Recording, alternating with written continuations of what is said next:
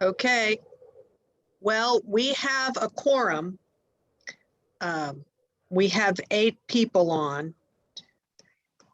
6, 7, 8. Okay. So we can go ahead and get started. I did get an email from Casey that he will not be able to be with us tonight. So we'll go ahead with the roll call, Kathleen. All right, Judy Gatewood, I'm here. Teresa Miller, Joe Ledbetter. I'm not hearing any of these people. Are they on? Ledbetter's on.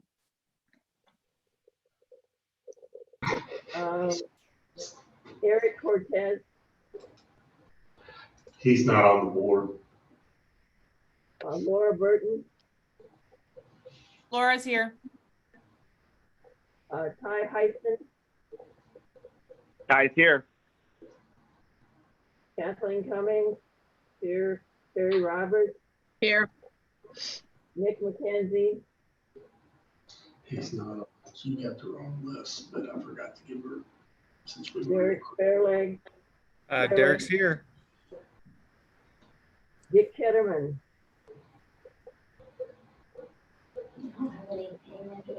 no Dick, No Dick. Now we would, Brown, the call then. I gave him all the instructions, but no TJ Brown, no Casey Clark, Jim Martin, Yep, I'm here. Randy Luby. here. All right. thank you. So the minutes from July 27th are the next agenda item. Those were mailed out by Brian Toby. Does anybody, can we have a motion to accept? I'll make the motion to accept the minutes. The motion's been made by Judy Gatewood. Do I have a second? Second from Laura Burton. Thank you. It's been moved and seconded to adopt the minutes from July 27th. Any discussion? All those in favor say aye. Aye. Aye. All those opposed, same sign. Okay, motion passes. Next agenda item is the director's report. Good night, everybody.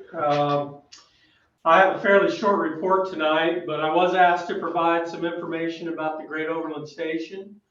And I'll just jump right in. We've had 8 wedding rentals booked since we took over. But we have had 27 other reservations for 2021 and 16 reservations for 2022. We've had 493 paid daily admissions. We've generated just under $20,000, $19,877 in wedding rental revenue. We've generated $3,600 in tours and educational sessions. Our gift shop has generated $742 for a total revenue of $24,219.91. And again, that is just January 1 of this year through August 25th. So that's where we are. For those of you that don't know, unfortunately, Lexi, our Great Overland Station person, has put in her resignation, and this will actually be her last week. So we're hopefully we'll have this position up at the commission either Thursday or Monday of next week to get that job reopened. I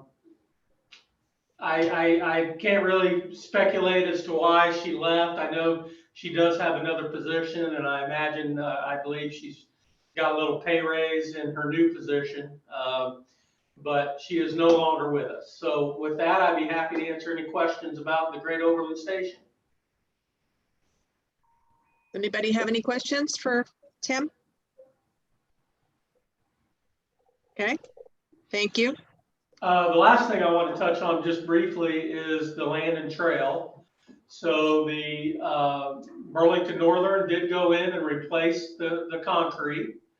They still have a little bit of work to do, I believe, on some backfilling and things of that nature, but they've either done those by now or they're going to do them. We're not completely out of the woods. I mean, the good news is the trail is open. The bad news is they didn't do anything about that big drain pipe that ultimately is going to cause a lot of problems. So I know that the county councilor who's here with us tonight did have a meeting about this topic with commission. I don't know if Jim wants to add anything, but the good news is the trail is open. However, we've still got a little ways to go. The only thing I can add to that is they keep saying, like they did with the trail, that they will repair the pipe, extend it down and extend it away the way it should be. But we'll just have to wait and see when and if they do that at this point. Okay, thank you. Does anybody on the advisory committee have any other questions about the Landon Trail or want to make any comments?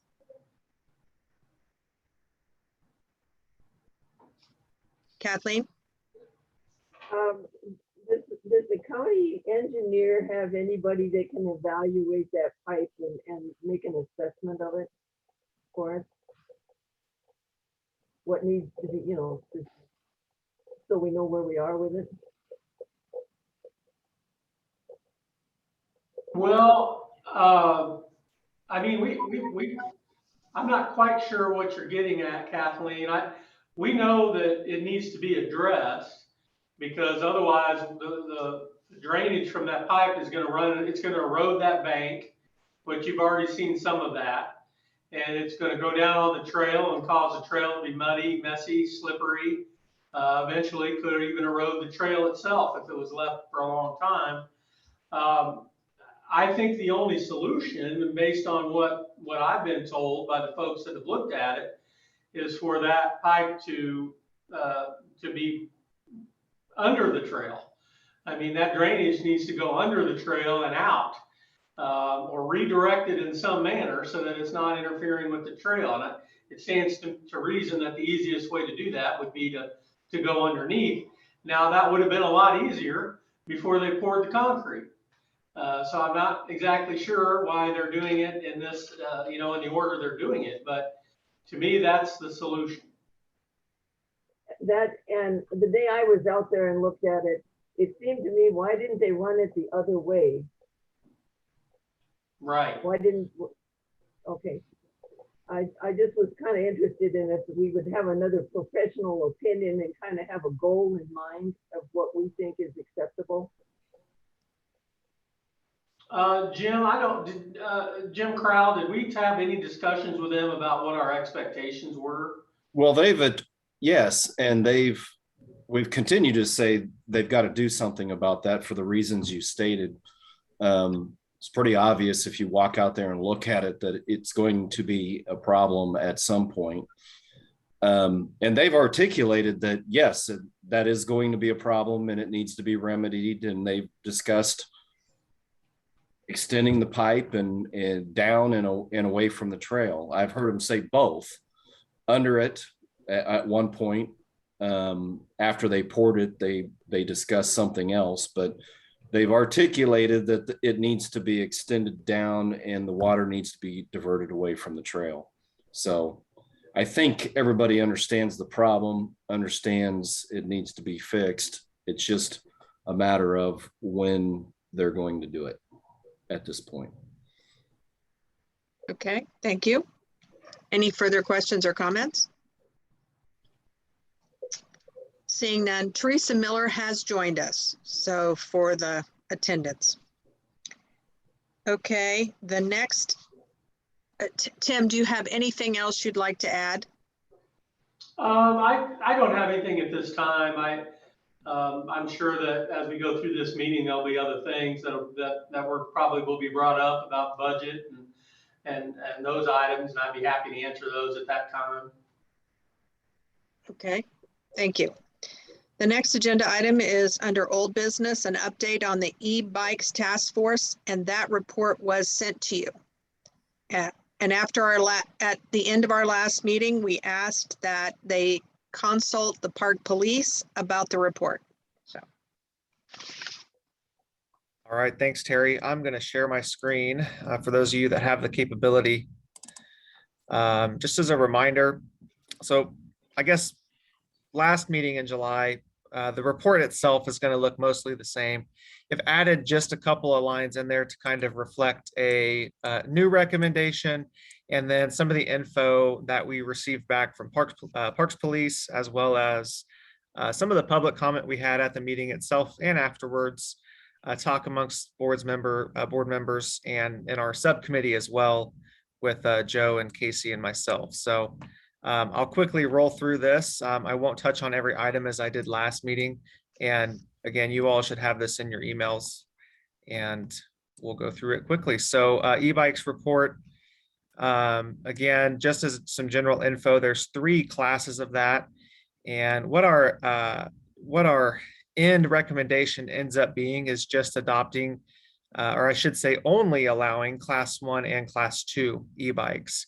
And part of our conversation with Parks Police was, excuse me, how enforceable was that? You know, what issues did you see with that? And really didn't get much feedback. I didn't see an issue to my knowledge on enforcing that, but class 1 e-bikes motor will not provide assistance once it reaches that 20 mile per hour threshold, and then essentially the same on class 2, but really they don't go above 20 with assistance.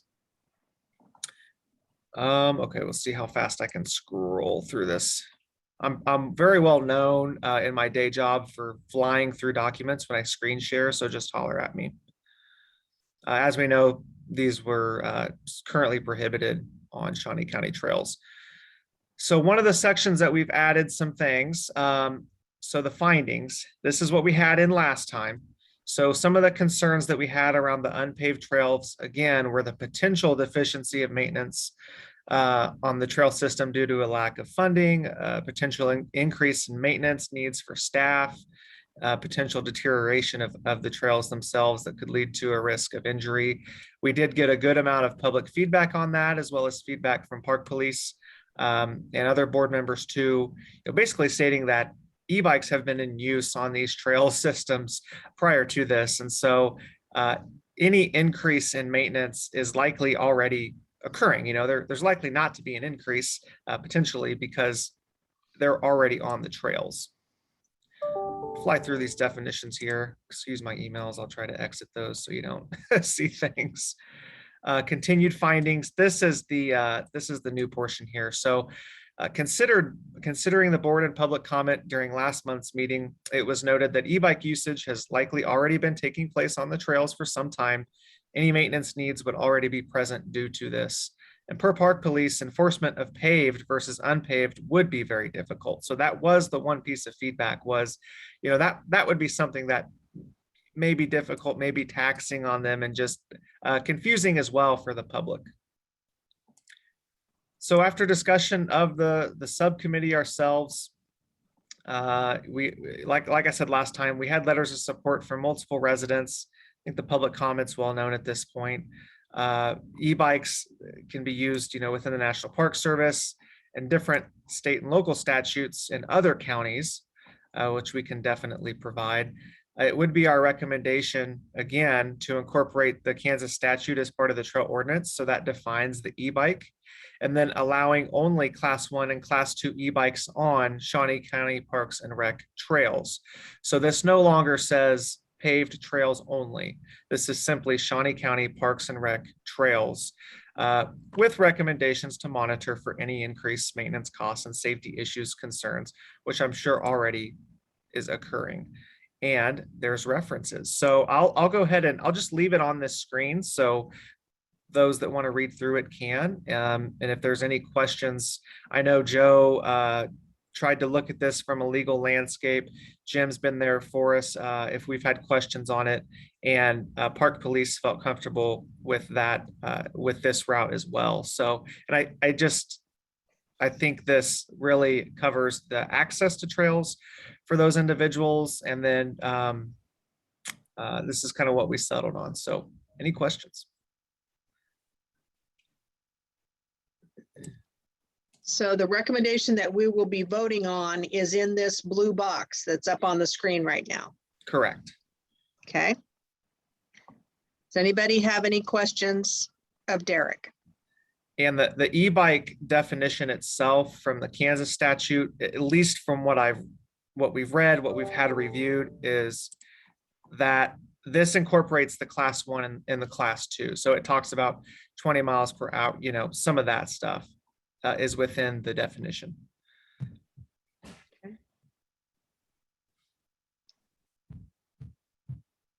Does anybody have any questions?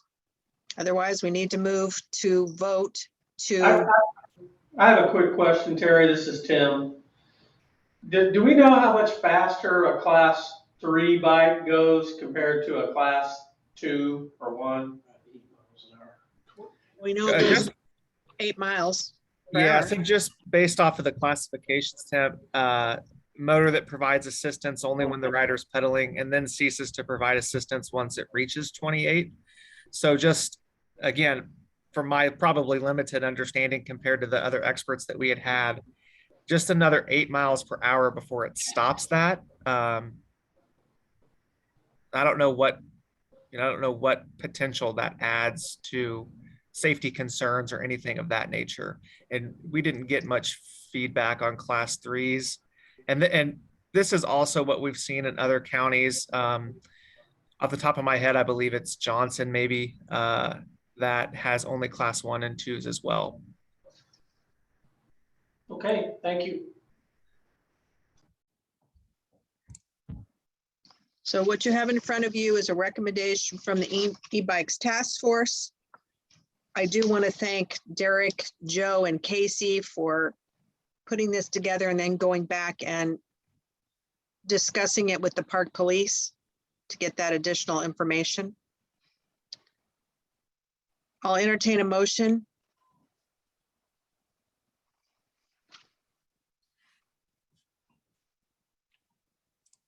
Mary, I'll move that we accept the recommendations of the subcommittee.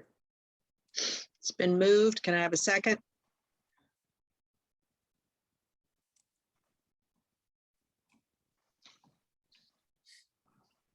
I'll second it. It's been moved by Jim Martin and seconded by Kathleen Cummings to approve the e-bikes report recommendation. Any discussion? All those in favor say aye. Aye. Aye. All those opposed, same sign. Okay, the recommendation passes. So I'm assuming that when this goes in front of the Board of County Commissioners, that either Derek, Joe, Casey, or all three of them will be there. We'll try to arrange it so they can be there to present this recommendation. Is that a fair assessment?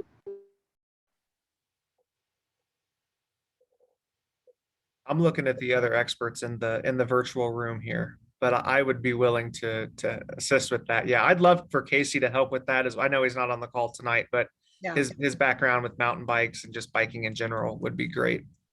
Okay, all right, so that's our intent. Okay, thank you. Also, before I leave this, I did want to point out that Derek has recently received a 20 under 40 recommendation in the city of Topeka. It was announced at the BCC meeting. So congratulations, Derek. Thank you very much, Terry. I appreciate that. Also, I'd like to congratulate Derek on his new daughter that was born last week. She looks beautiful. You've had a busy couple weeks here, buddy. Congratulations. I know. I appreciate that too. Yeah, it's been actually one of them's yelling at the top of the stairs right now. Yes, Brenda Lynn, love you. I'm on a meeting. Anyways, you know how it's going. Thanks, guys. Okay, the next agenda item is the election of officers. And before we go there, I need to talk to you a little bit about the logistics.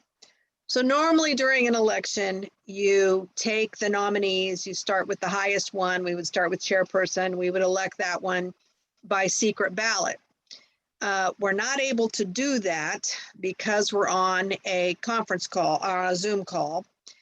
I will tell you, I did look into what they call polling on Zoom, but you know, the IT issues are a little bit challenging to do that. And I also looked into trying to do it with your cell phone, but some people use their cell phone to get onto the Zoom call. So anyway, when I visited with staff, I said I would put the issue in front of you all. Do you want, we have two options. We can go forward and do the elections tonight, or we could have a motion to defer the elections till the next time that we are able to meet in person, so that we can do the the secret ballots to do the election.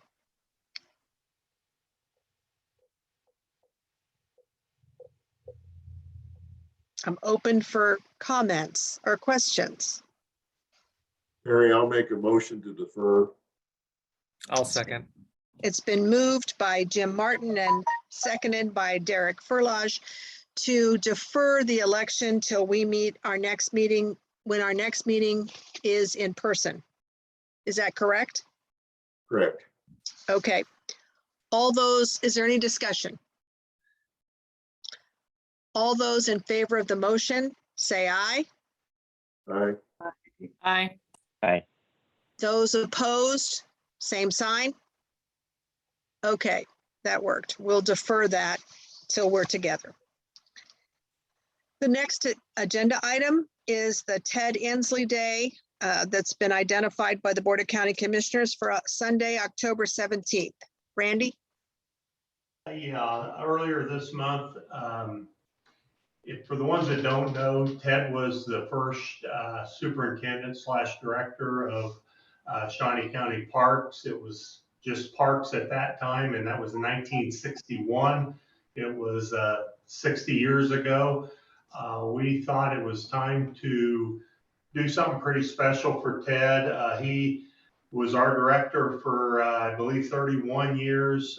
4 years was secretary under Wildlife and Parks, and then 16 years as a county commissioner, totaling right at about 52 years of public service. And we thought it would be nice to have a little open house where people could come and talk to Ted and Elna and their family.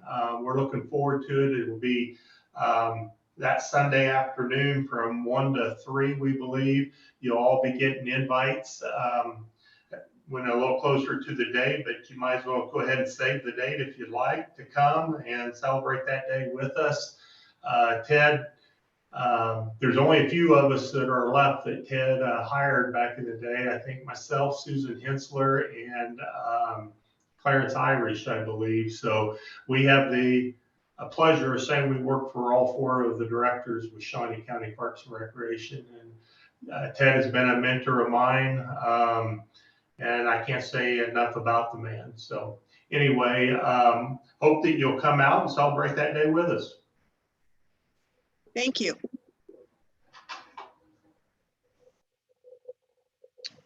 Okay, the next item we have is public comment, and I actually don't see anybody from the public that's with us tonight. Unless see staff and advisory committee members. Okay, so the next is board comment. Does anyone have a board comment for tonight?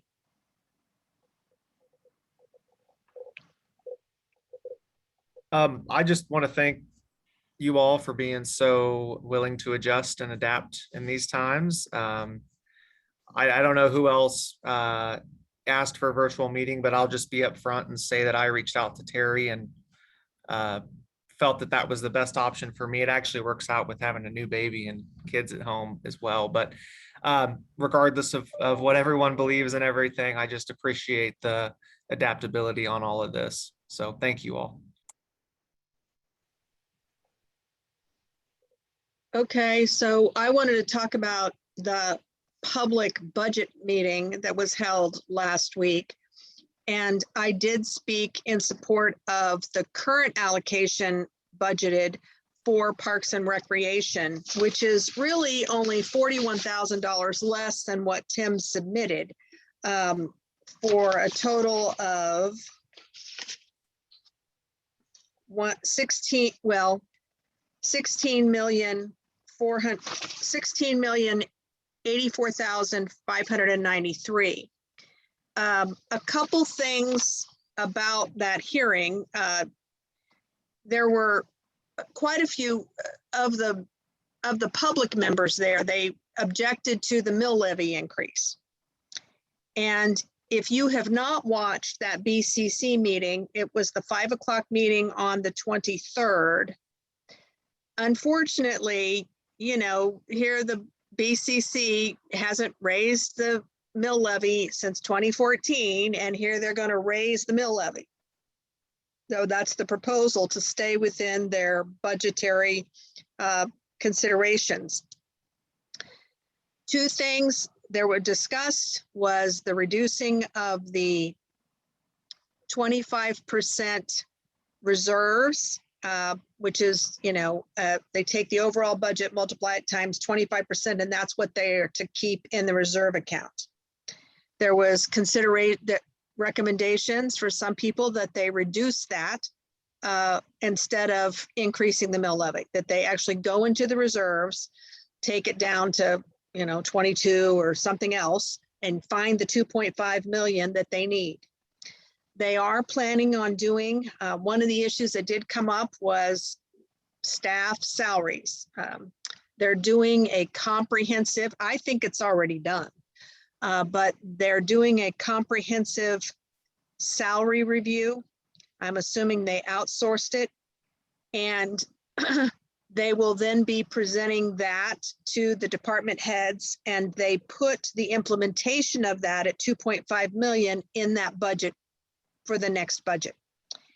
And so that was a consideration. One of the other things that is, of course, Tim has kept us apprised of this, is the whole compliance issue with capers, which does have a significant increase on the classified expenses for personnel for Parks and Rec. In fact, the current is 2.8 million, and it goes to 4.054, 4,054,000. So that is significant. The county commissioners, I thought they were going to talk about it on Monday, and there wasn't. It's my understanding that they have, and again, this probably comes because of the feedback they got after the public hearing. They have asked any of the departments to consider any unfilled positions or equipment that doesn't need replacing, any kind of cuts that they could pitch back to the BCC to try to reduce the mill levy increase that has been proposed. I will say one thing I learned that day that I did not know. It was an aha for me. I always thought the 25% reserves was the required benchmark. But when it was explained, the benchmark is 20%, the goal is 25%, which is what they have been at. There was also discussion about deficit spending this year. And so that's really where we're at. I don't know if Tim wants to speak to that. I don't know of the, like, the one example they did give was like raising the wages for the lifeguards. And Tim has put an additional wage increase for the lifeguards in the 2022 budget because The department has struggled to recruit and retain during the time period in August. And so, and it got a lot of media attention from parents and, you know, high schoolers or college kids who were serving as lifeguards.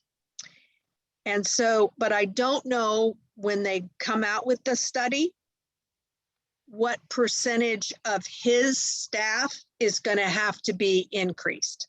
You know, it's not always an across the board. They look at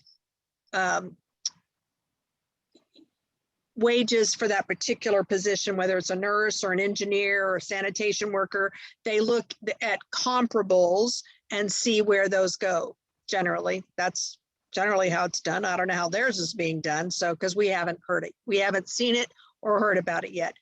I do know that at the meeting where at a meeting, when they went into executive session last Thursday, one of the issues they went into executive session was on our Landon Trail with legal counsel, but it was also on that report on that compensation study that's being done. So I don't know if that was their first blush of it, where they did it with legal counsel, and then at some point it'll be made public and given to the department chairs. But Tim, maybe you could speak to, maybe there's been a timeline announced about that. I don't have a timeline, but I will tell you that I did get to meet with some county folks from our HR department, as well as the company that's doing the wage study.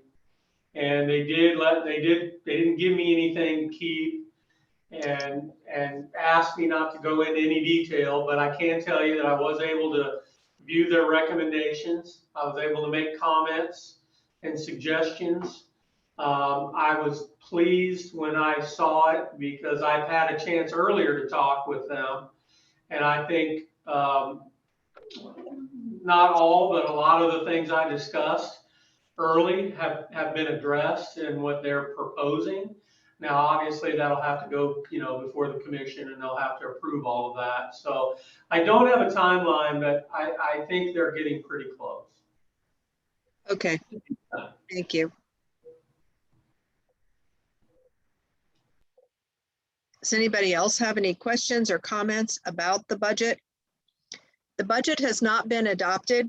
There was a Senate Bill 40, which I think extended the timeline that counties have to, when they have to get their budgets done, to September sometime. So there's a little bit more time. There's also this other kind of nagging issue, and that is the ABRA money and what it can be used for. The county has already received their first half of that. It came in, you know, before in the summer, and they're meeting as a Sparks committee, the same committee that looked at the CARES funding and distributed it. I did ask after the last meeting, I did ask for information relative to, for example, how much money was given to or allocated for Parks and Rec based on their COVID response, what it took for them to operate within the COVID pandemic.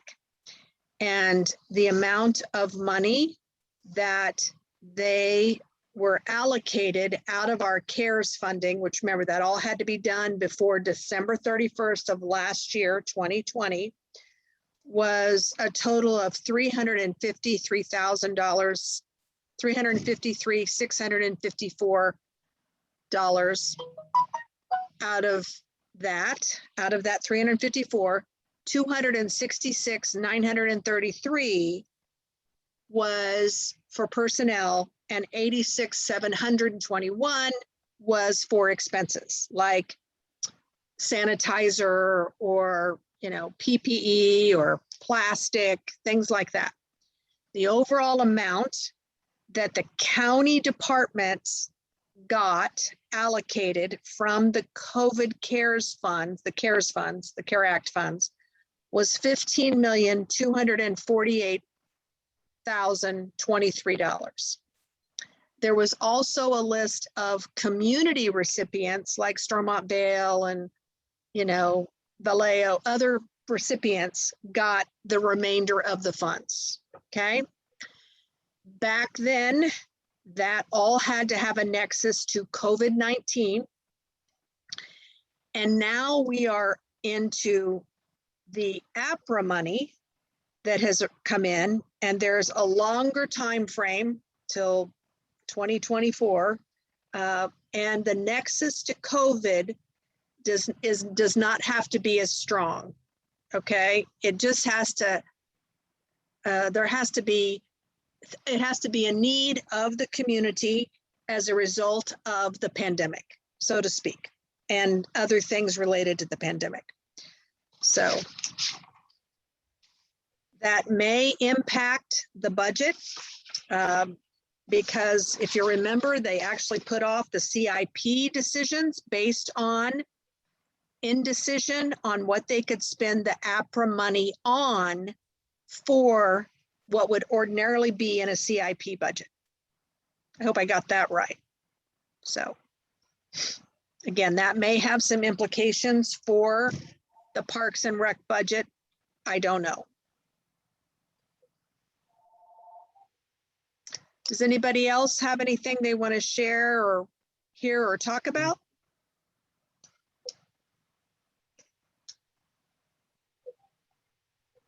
Barry, I might, the community centers assessment survey that we've talked about several times, taking baby steps right now. I have met with Tim and Susan Hensler, and I'm awaiting some information from them. No pressure, Tim.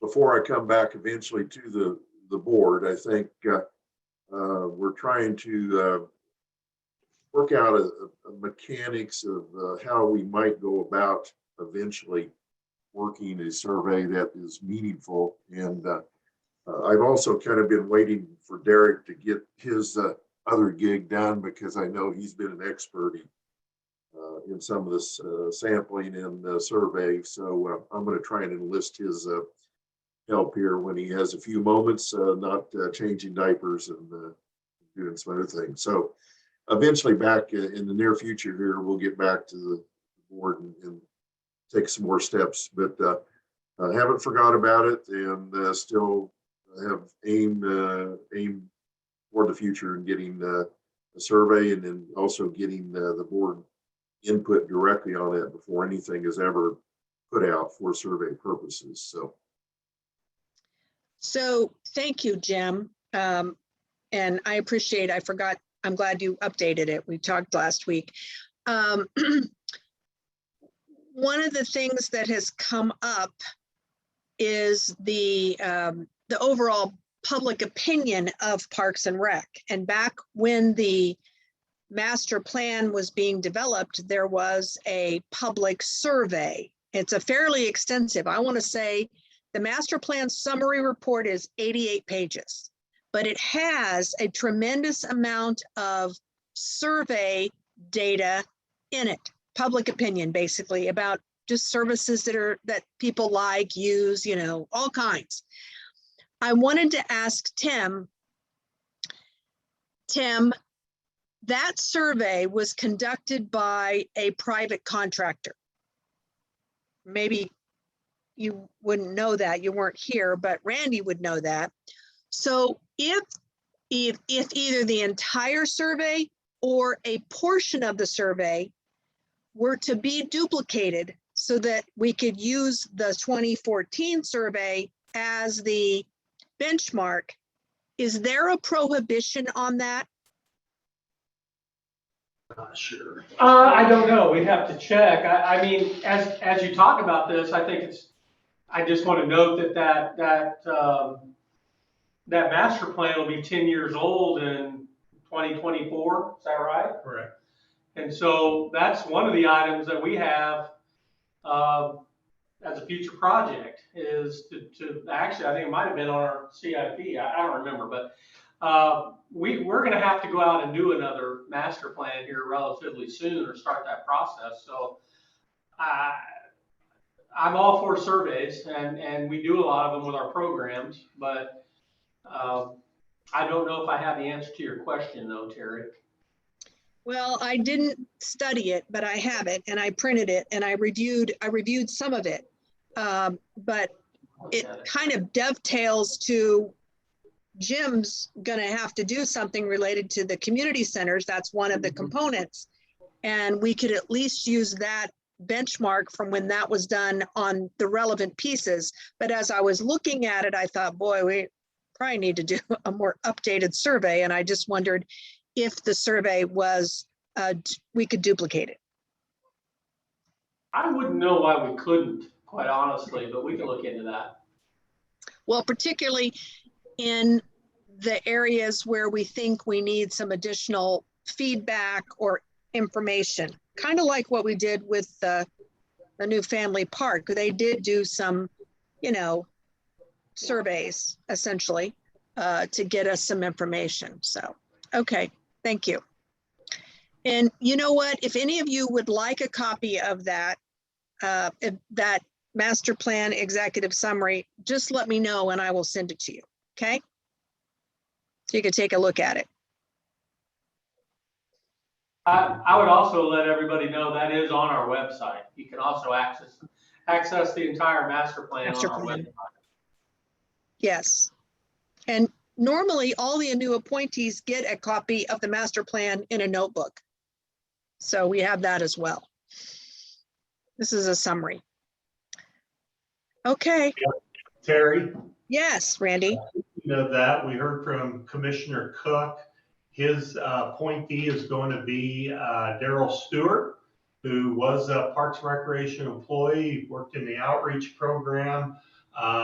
It's on the agenda for Thursday for them to approve, so he'll be at the next meeting in September. And I think Daryl will do a super job on this board. Yes, yes. He was a good community outreach person. Yeah. And that brings me that Randy went in front of the commission when the new appointees were up for appointment to get us all on the list. I think he was hoping for getting them all complete, but you know, that's okay. We have a few stragglers. So the ones that were reappointed last week were, and he put it on the agenda. So you could, the dates have changed to July 2024. Judy Gatewood, myself, Casey Clark, Joe Ledbetter, Ty Huston, and, oh yeah, the other one. We did point out to them about the vacancies, so we're hopeful that we'll be able to get them. One of the city council members is not willing to appoint the person from his council, representing his council, because it was Padilla who's running for the mayor position. He thinks that the new person should appoint him. So we're looking at January or February before we can even have that conversation. So anyway, thank you, Randy, for that information. Okay, does any other board members have any other comments or questions?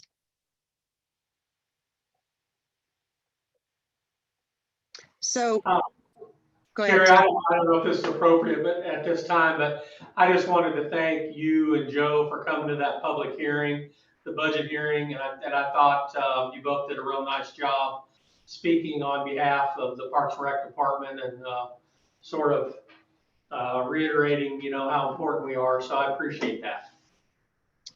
Well, and I did forget to mention this, but during that whole debate, remember, first off, you have the budget hearing, and then, you know, there's kind of back and forth over comments that were made. It was all very civil, but there was, Commissioner Cook got a little anxious about the pushback on the reserves. And as an illustration, he tried to use Parks and Rec as a it was over non-essential services. He goes, well, the non-essential services, as an example, and looked at Tim and said, Tim Lauren's department, Parks and Rec. And then he labeled all the others essential, you know, roads and sanitation, all these things. And he did try to kind of come back and save it at the end. Okay, but by then it, kind of got a little lost. But if you're curious to know about it, it was an informative, because Betty Griner also went to the podium and explained, like she put up a chart about the reserves and when that was first started, and just a lot of really good information in a short period of time that day. So if you have an interest in that, that would have been last Tuesday, the 23rd at 5 o'clock. You can listen to that. It is I found it very informative about county government and the financing of it. So.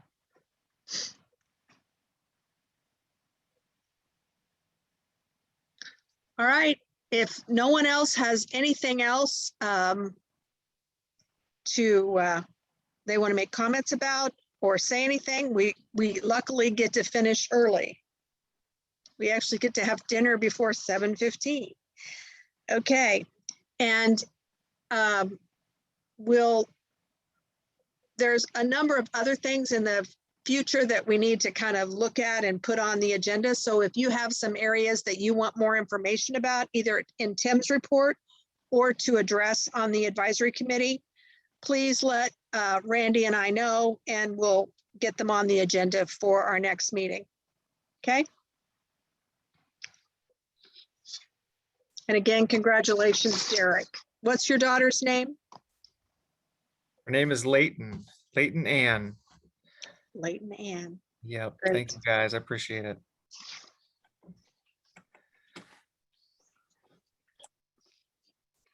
Hey, thank you, everyone. And thank you, Craig, our IT person, for manning the Zoom call. You're welcome. Yeah.